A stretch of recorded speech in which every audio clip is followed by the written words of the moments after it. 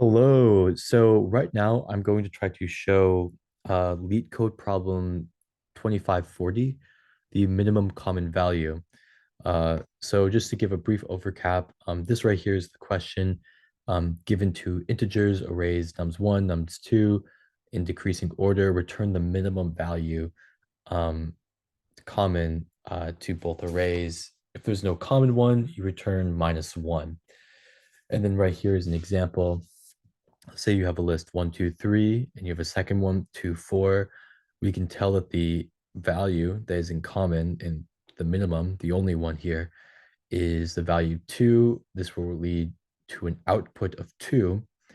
But for something like this one, the second input where there are 2 and 3 are both um, common values, the array will only give out 2 because that is the minimum as we want right here.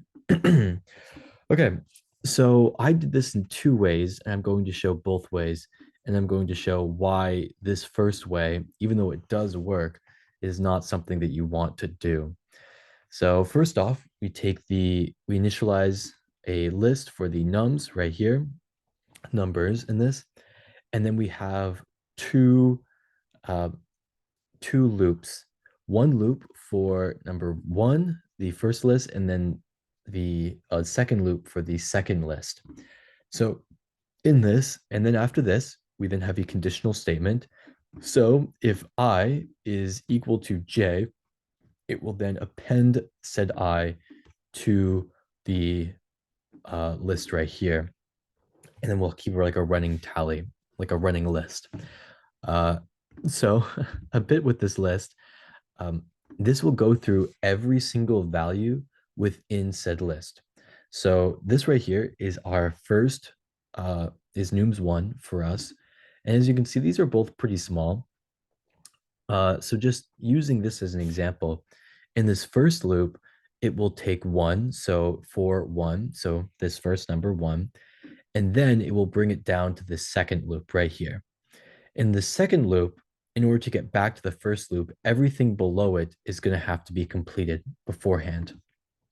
Everything before this first loop, in order to get back to this the loop again, then we can go to value 2, or the second element within this list. But what does that mean? It means that we're going to have to go through, just like how we have to go through everything below here in order to get back to this value right here, we will have to go through this entire loop right here in order to go back to the first loop. So what does that mean? So that means that this one right here will then go to this first loop. It will then see the second element. Then it will go down together and see if I and j, in this case, 1 and 2, are equal to each other.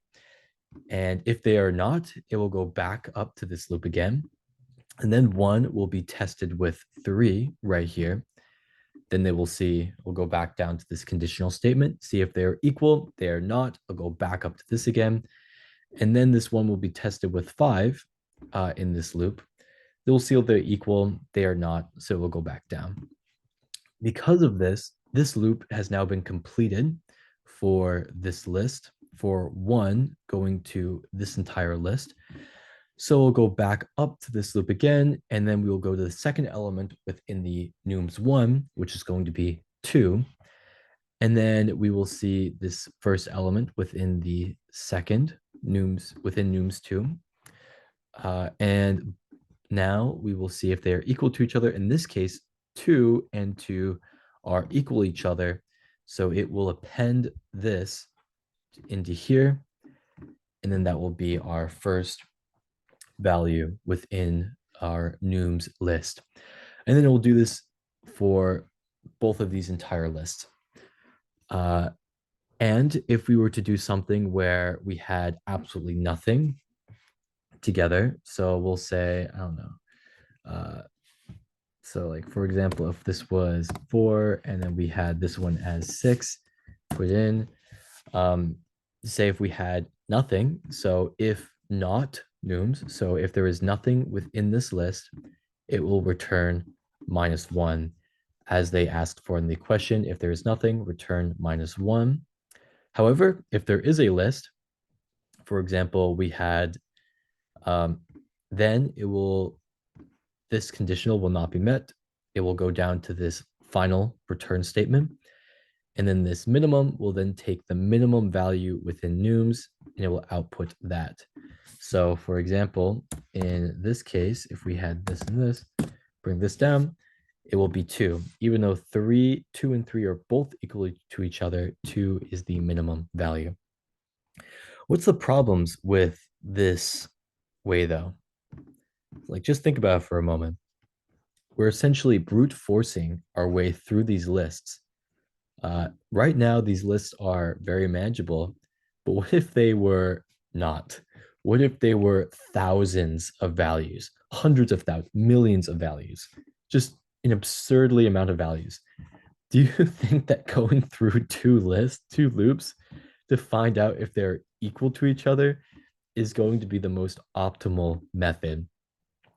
The answer to that is going to be a resounding no. If you were to put this in through LeetCode, it will have a time error. It will not go through. So the second way is so because of that, let's go to this second method. The second method is we use this intersection function. Essentially, we make both nums1 and nums2 sets, which we did up here as well. To make it a set, that would mean that there is only unique values, only unique elements within this list. So for example, if we had 1, 2, 3, that's a set. But if we had 1, 2, 2, 3, it would instead, to make it a set, it would have to go back to 1, 2, 3. So only unique elements within the list is a set. So we make both of these sets, and then this dot intersect function essentially will look in through nums2, and it will find all the values or elements that are intersecting with nums1, and then we make a